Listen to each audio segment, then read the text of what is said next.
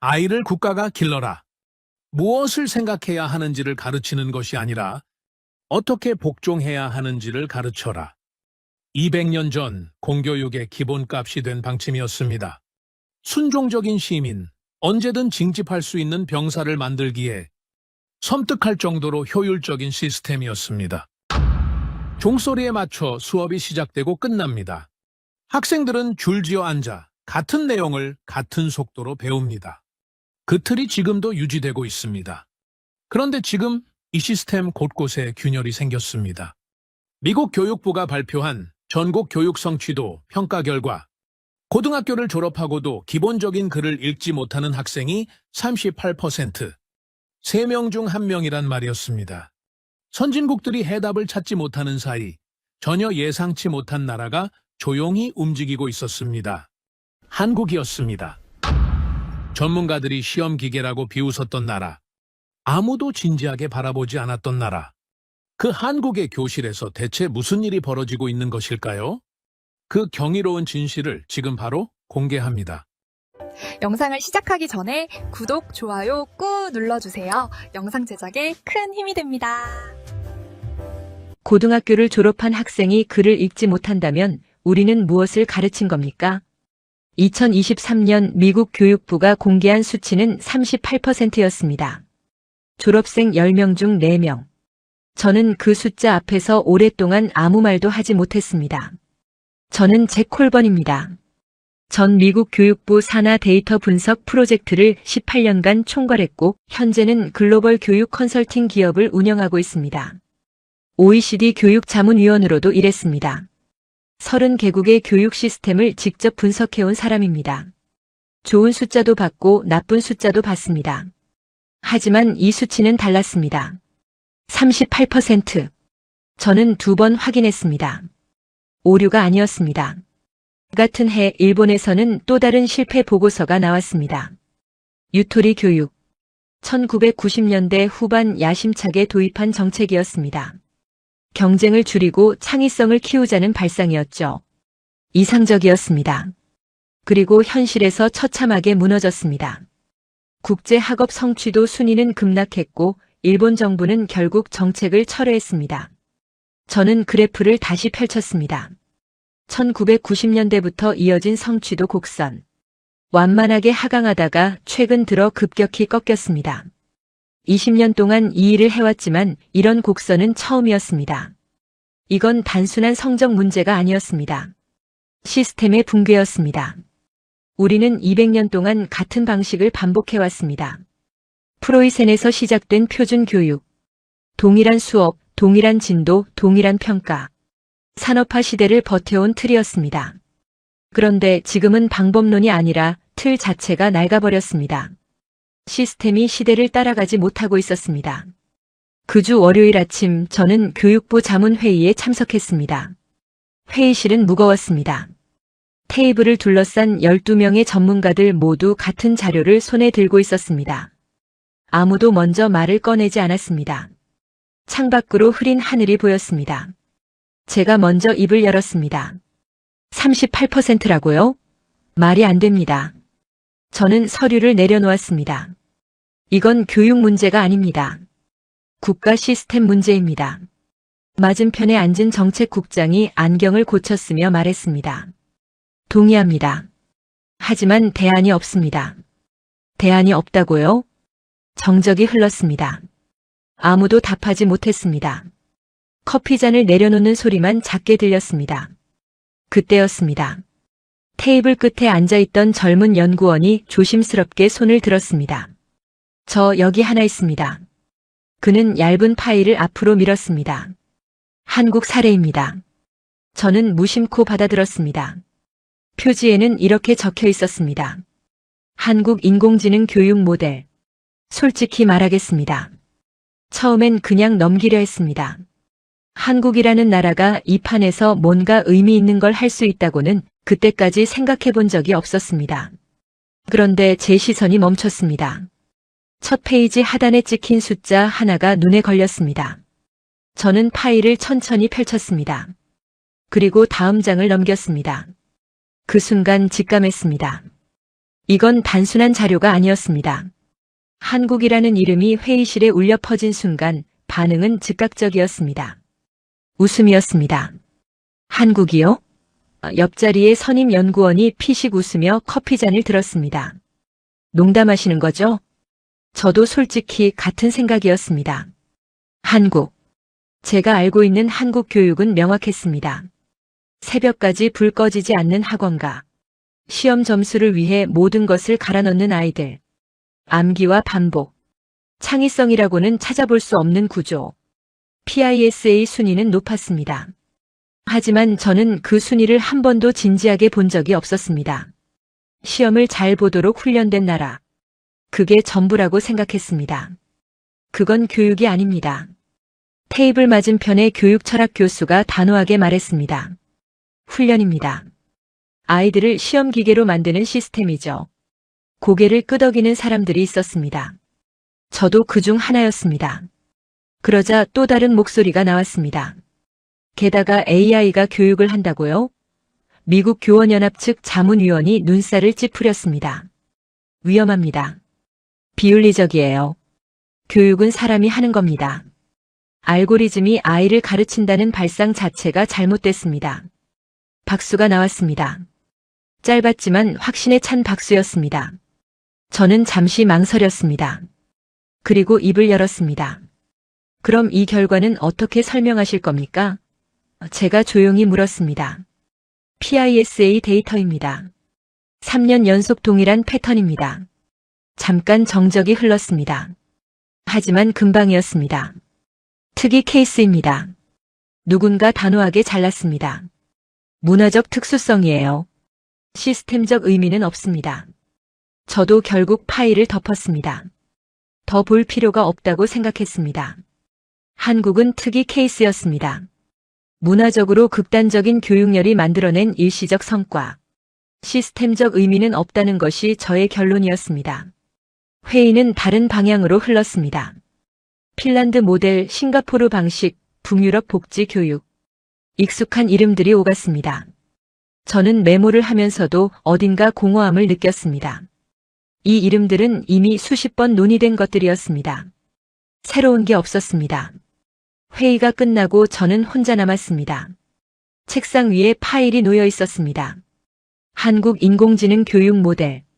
덮어둔 채로 가방에 넣으려다 손이 멈췄습니다. 저는 다시 펼쳤습니다. 습관이었습니다. 데이터를 보면 끝까지 읽어야 직성이 풀리는 습관. 3페이지쯤이었습니다. 숫자 하나가 눈에 걸렸습니다. AI 학습 오답 예측 정확도 90% 이상. 저는 멈췄습니다. 이건 이상하다. 소리내어 말하고 있었습니다. 아무도 없는 회의실에서 90%. 학생이 다음에 어디서 틀릴지를 미리 안다는 뜻이었습니다. 저는 그 숫자를 손가락으로 짚었습니다. 그리고 생각했습니다. 교육 데이터 분석을 25년 동안 해왔습니다. 이런 수치는 본 적이 없었습니다. 이론적으로도 불가능에 가까운 숫자였습니다. 그럼 어떻게 설명하자는 겁니까? 저는 파일을 덮지 못했습니다. 저는 그날 밤 호텔 방으로 돌아와 파일을 다시 펼쳤습니다. OECD 최신 데이터를 확인했습니다. 한국 수학 성취도 순위 1위에서 2위 사이. 저는 처음엔 그냥 넘겼습니다. 순위야 익히 알고 있었습니다. 한국이 수학을 잘한다는 건 새로운 이야기가 아니었으니까요. 그런데 다음 페이지에서 손이 멈췄습니다. 순위가 아니었습니다. 분포였습니다. OECD 평균 상위권 비율은 11%였습니다. 한국은 23%, 2배가 넘었습니다. 저는 숫자를 다시 확인했습니다. 오류가 아니었습니다. 23%라고. 저도 모르게 소리를 냈습니다. 아무도 없는 방이었습니다. 이건 평균의 문제가 아니었습니다. 구조의 문제였습니다. 상위권이 전체 학생의 4명 중 1명. 이게 단순한 교육열로 만들어지는 숫자입니까? 저는 25년 동안 각국 데이터를 분석해왔습니다. 이런 분포는 본 적이 없었습니다. 다음 날 아침 저는 OECD 데이터팀에 직접 연락했습니다. 이 수치 반복 검증된 겁니까? 네. 3년 연속 동일한 패턴입니다.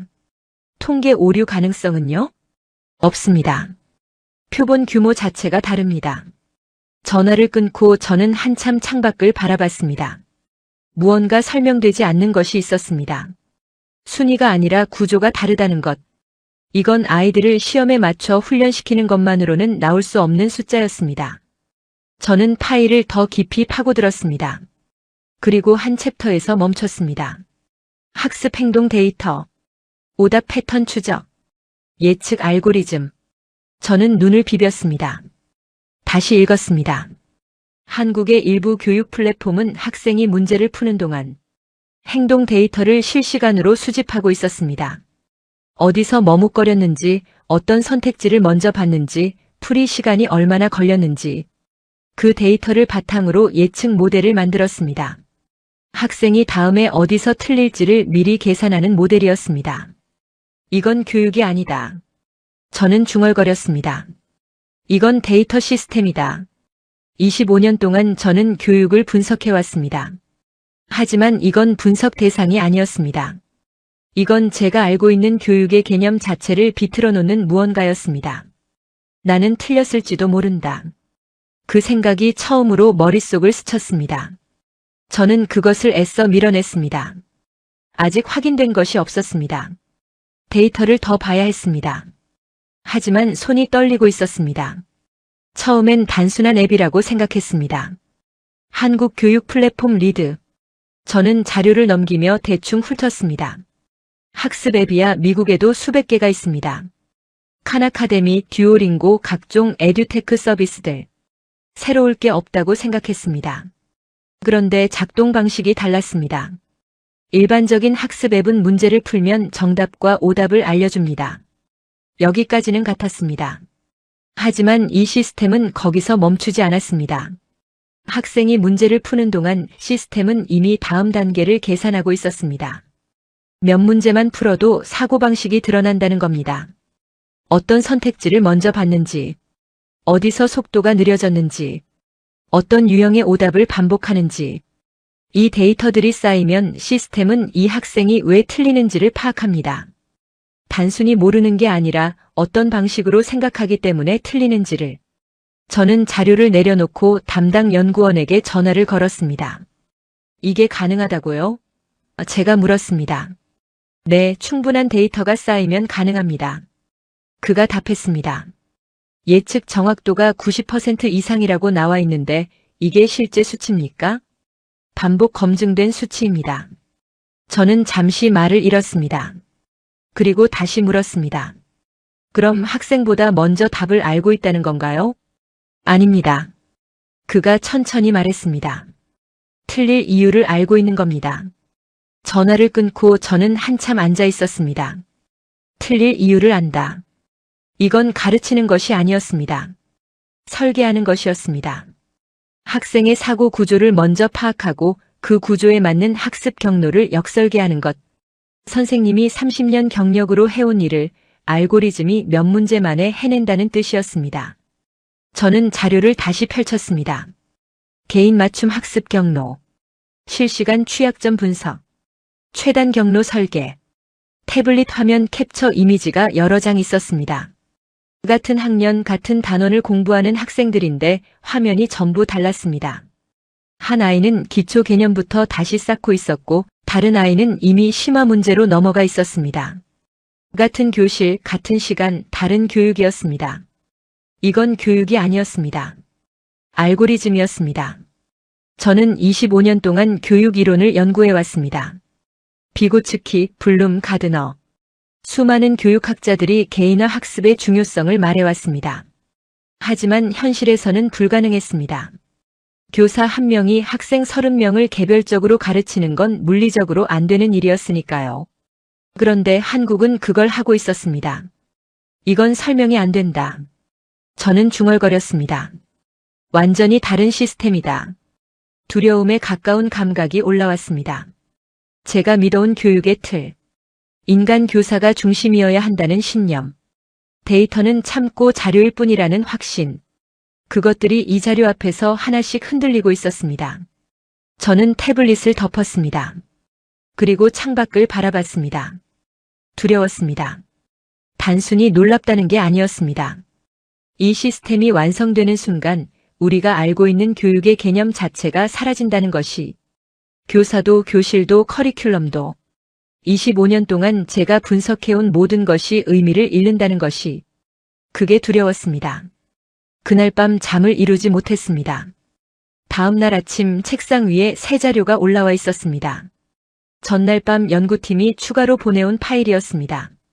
저는 커피도 마시지 않고 펼쳤습니다. 탄자니아, 아프리카 동부의 작은 마을. 저는 자료를 넘기다 손이 멈췄습니다. 에누마 프로젝트. 한국 스타트업이 진행한 실험이었습니다. 내용은 단순했습니다. 교사가 없는 오지 마을 아이들에게 태블릿만 쥐어줬습니다. 학교도 없었습니다. 칠판도 없었습니다. 수업도 없었습니다. 그리고 15개월을 기다렸습니다. 이건 실험이겠죠? 저는 자료를 가져온 연구원에게 물었습니다. 아닙니다. 그가 답했습니다. 결과입니다. 저는 다음 페이지를 넘겼습니다. 15개월 후 측정 결과. 읽기, 쓰기, 기초 산수. 전 항목 향상. 교사 없이, 학교 없이, 누군가 가르쳐준 사람 없이. 교사 없이 교육이 가능하다고요? 이미 증명됐습니다. 저는 자료를 덮었습니다.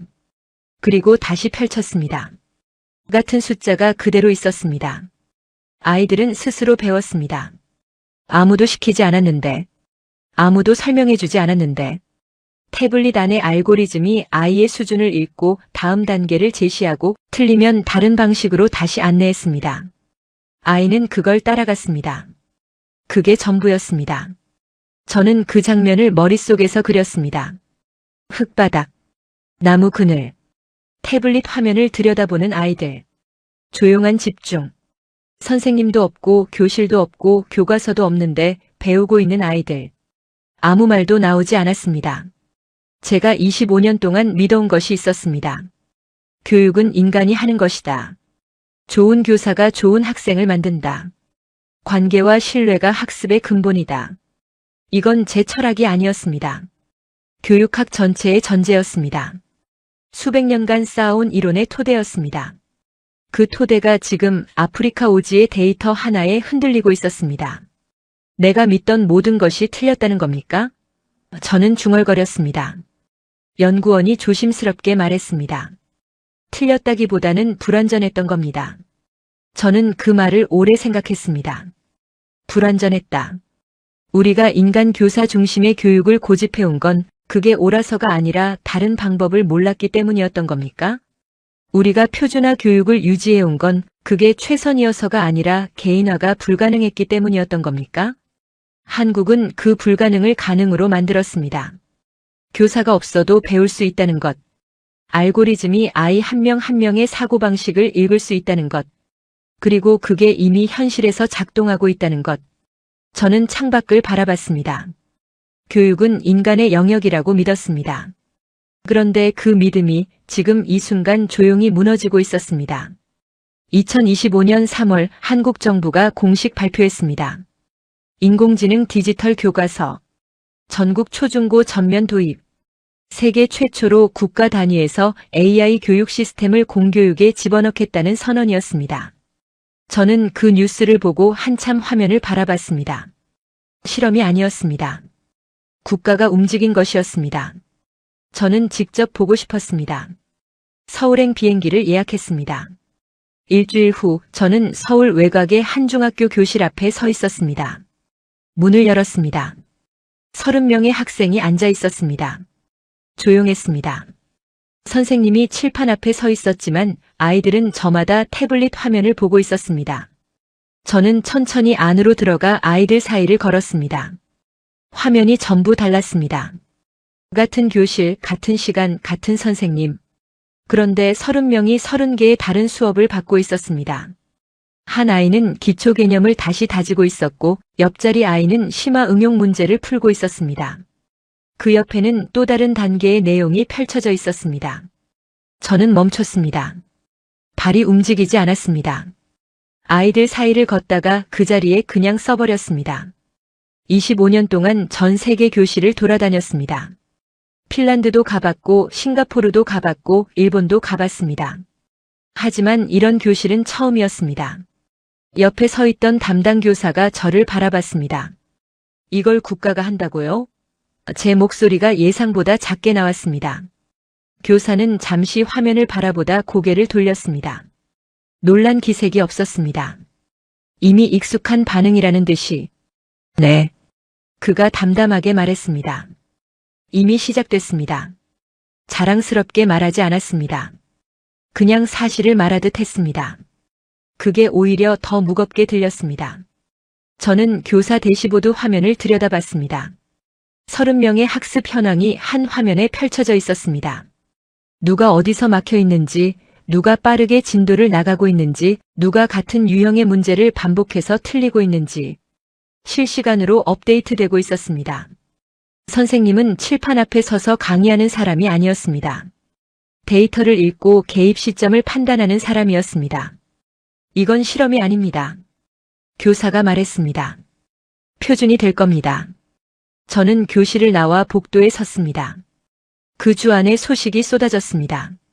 아랍에미리트 교육부가 한국 시스템 도입을 검토하기 시작했습니다. 사우디아라비아, 인도네시아, 베트남에서도 협력 요청이 들어왔습니다. 미국과 유럽의 교육 전문가들이 앞다퉈 한국을 찾았습니다. 저처럼 워싱턴에서 한국을 비웃던 사람들이 지금은 한국행 비행기를 타고 있었습니다. 저는 그 아이러니를 오래 생각했습니다. 이미 늦었다는 걸 저는 그 교실에서 깨달았습니다. 한국은 논의하고 있지 않았습니다. 이미 시작했습니다. 우리가 회의실에서 가능한지 불가능한지를 따지는 동안 한국은 교실을 바꾸고 있었습니다. 이건 끝났다. 저는 혼자 중얼거렸습니다. 경쟁의 끝이 아니었습니다. 격차의 시작이었습니다. 저는 복도에 서서 한참 움직이지 못했습니다. 교실 안에서 아이들이 각자의 화면을 들여다보는 소리가 들렸습니다. 조용했습니다. 소란스럽지 않았습니다. 그냥 배우고 있었습니다. 당연하다는 듯이 그 당연함이 저를 압도했습니다. 이 나라는 자랑하지 않았습니다. 떠들지 않았습니다. 그냥 하고 있었습니다. 세계가 가능한지 불가능한지를 논의하는 동안 한국은 이미 교실을 바꿔놓고 있었습니다. 경외라는 단어가 떠올랐습니다. 25년 경력에 처음으로. 그날 회의실은 조용했습니다. 서울에서 돌아온 지 사흘째 되던 날이었습니다. 워싱턴 교육정책 포럼. 2달 전만 해도 이 자리에서 한국을 비웃던 사람들이 모여 있었습니다. 그런데 분위기가 달랐습니다. 아무도 웃지 않았습니다. 아무도 먼저 말을 꺼내지 않았습니다. 제가 서울에서 찍어온 사진을 화면에 띄웠습니다. 30명의 학생이 30개의 다른 화면을 보고 있는 교실. 교사 대시보드. 실시간 학습 데이터. 정적이 흘렀습니다. 맨 앞줄에 앉아있던 교육철학 교수가 보였습니다. 2달 전 이 자리에서 가장 큰 목소리로 비웃었던 사람이었습니다. 그건 교육이 아닙니다. 훈련입니다. 그때 그는 박수까지 받았습니다. 지금 그는 화면을 보지 않고 있었습니다. 테이블 위 자기 손을 내려다보고 있었습니다. 저는 기다렸습니다. 한 명이 먼저 움직였습니다. 정책국장이었습니다. 그는 서류를 덮으며 낮게 말했습니다.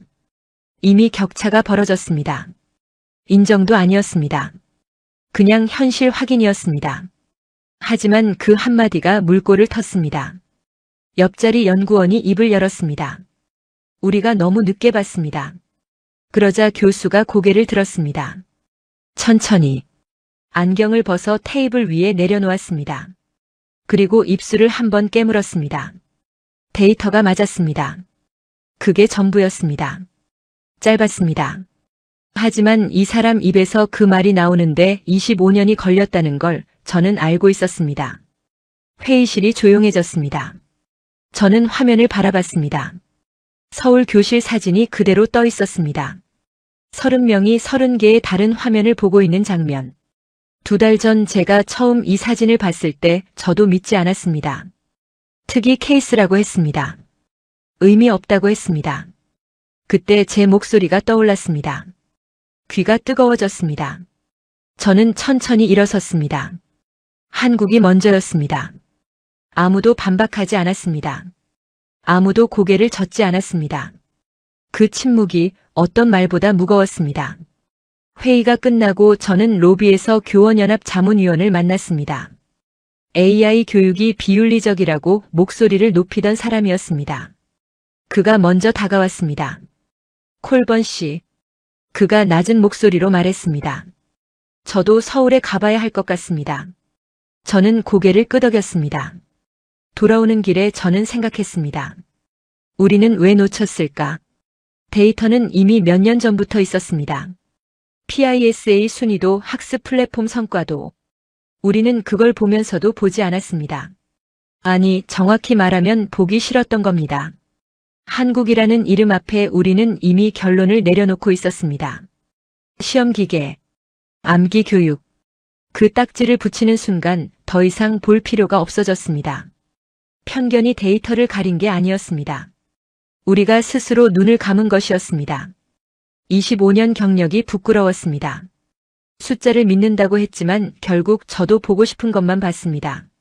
전문가라는 이름이 그날따라 무겁게 느껴졌습니다.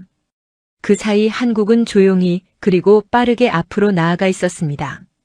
중동과 동남아시아 국가들은 이미 한국 시스템 도입을 검토하고 있었습니다. 미국과 유럽의 교육 기업들은 뒤늦게 비슷한 알고리즘 개발에 뛰어들었습니다. 하지만 한국은 이미 국가 단위로 실증까지 마친 상태였습니다. 출발선 자체가 달랐습니다. 추격자가 된 건 우리였습니다. 저는 그날 밤 오래된 논문 파일을 열었습니다. 제가 15년 전에 쓴 논문이었습니다. 제목은 이랬습니다. 교육의 미래는 여전히 인간 교사에게 있다. 저는 그 제목을 한참 바라봤습니다. 그리고 파일을 닫았습니다. 마지막 날 아침 저는 서울 시내를 혼자 걸었습니다. 일주일 동안 데이터를 보고 교실을 보고 전문가들을 만났습니다. 머릿속이 꽉 차 있었습니다. 정리가 필요했습니다. 걷다가 공원 벤치에 앉았습니다. 옆에 한국인 연구원 한 명이 따라왔습니다. 이번 방문 내내 저를 안내해준 사람이었습니다. 저는 그에게 물었습니다. 한국 사람들은 왜 이렇게까지 교육에 집착합니까? 그가 잠시 생각하더니 말했습니다. 저희 할아버지가 소를 팔았습니다. 아버지 대학 보내려고요. 그는 담담했습니다. 그게 당연한 거였습니다. 그때는 공부 말고는 살 길이 없었으니까요. 저는 아무 말도 하지 못했습니다. 전쟁이 끝난 자리에 아무것도 없었습니다. 자원도 없고 땅도 좁고 남은 건 사람뿐이었습니다. 공부만이 가난을 벗어나는 살 길이었습니다. 그래서 소를 팔고 땅을 팔고 부모 세대 전체가 자식 하나의 교육에 모든 것을 걸었습니다. 이 배고픈 서름을 내 자식에게는 물려주지 않겠다는 다짐이었습니다. 그 독한 교육열이 70년 동안 사라지지 않았습니다. 세대를 거치며 더 정교해졌습니다. 그리고 21세기 인공지능 시대를 만났습니다. 한국은 지금 세계에서 가장 낮은 출생률을 기록하고 있습니다. 아이들이 줄어들고 있었습니다. 모두가 위기라고 했습니다. 하지만 한국은 반대로 움직였습니다. 줄어드는 아이 그 한 명 한 명을 반드시 엘리트로 만들겠다는 선택이었습니다. 국가가 움직였습니다. 기업이 정밀하게 다듬었습니다. 그리고 부모는 언제나 그랬듯 자식 앞에 모든 것을 내놓았습니다. 그 합심이 만들어낸 것이 바로 이 지독하고 정밀한 교육 시스템이었습니다. 그 독한 교육열이 미래 산업이 되었습니다. 그리고 지금 그 시스템은 국경을 넘고 있었습니다. 무너져가는 미국의 공교육, 방향을 잃은 유럽의 교육정책, 교사가 없는 아프리카의 오지마을. 그 모든 곳에서 한국의 시스템이 엔진이 되고 있었습니다. 전 세계 공교육을 되살리는 핵심 동력으로 수출되고 있었습니다. 저는 벤치에서 일어섰습니다. 이 위대한 지적 자본이야말로 한 세대가 다음 세대에게 물려줄 수 있는 가장 강력한 무기이자 찬란한 유산이 아닐까 싶었습니다. 전쟁의 폐허에서 시작한 나라가 70년 만에 세계 교육의 표준이 되었습니다. 이것이 한국이었습니다. 오늘 이야기는 여기까지입니다. 한국에서 태어나 한국에서 자란 우리는 사실 이 모든 것이 당연했습니다. 그런데 오늘 제 콜번 씨의 눈을 통해 보니 어떠셨나요? 우리가 숨쉬듯 살아온 이 나라가 세계에서 얼마나 특별한 곳인지, 가끔은 밖에서 바라봐야 비로소 보이는 것들이 있습니다. 오늘 그것을 함께 느끼셨으면 합니다. 시청해주셔서 감사합니다. 행복 가득한 하루 되세요.